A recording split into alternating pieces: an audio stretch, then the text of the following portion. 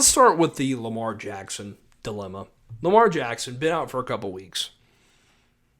Speculation running wild. People saying, oh, Lamar doesn't want to play because he's making a business decision. He's trying to look out and get his contract for next year. Doesn't want to get hurt. Lose out on guaranteed money.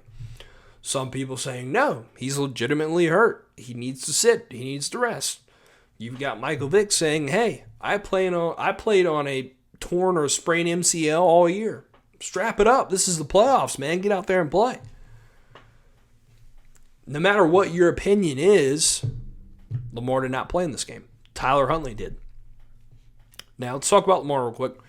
Do I think he'll be back next year? I do. I think the Ravens know that the quarterback market for a franchise-level quarterback. Now, despite what you may think about Lamar as a franchise quarterback, personally, I think he is one. I think he can do a lot of good things. He's won an MVP before. He has obviously struggled with injuries. That's been his downfall so far. Not necessarily his fault, but it does happen. My thing with him is, do I think the Ravens re-sign him? I do. Because the quarterback market for franchise-level quarterbacks is about this big, and the market for subpar to below quarterbacks is about this big. That's just the truth. There's not that many of them left or in the game right now. So when you have one, you got to try to do something to keep them.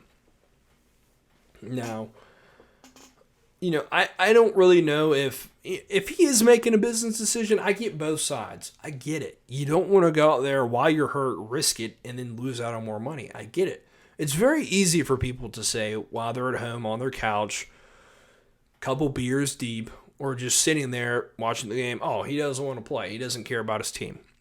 I get it. But it's easy to say that when it's not your body on the line and you are trying to negotiate a contract.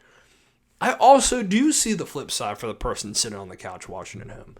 You're thinking, how can this guy, if he can, we're not sure what his health is, but if he thinks he can maybe play, he should be playing.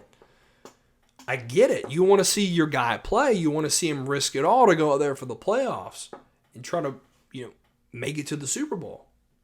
Because let's say the Ravens won this game. Would he be playing next week? They were saying no. So who knows if he would have even came back, even if they made it to the Super Bowl, if he would have came back. Who knows? So, in my opinion, he will stay.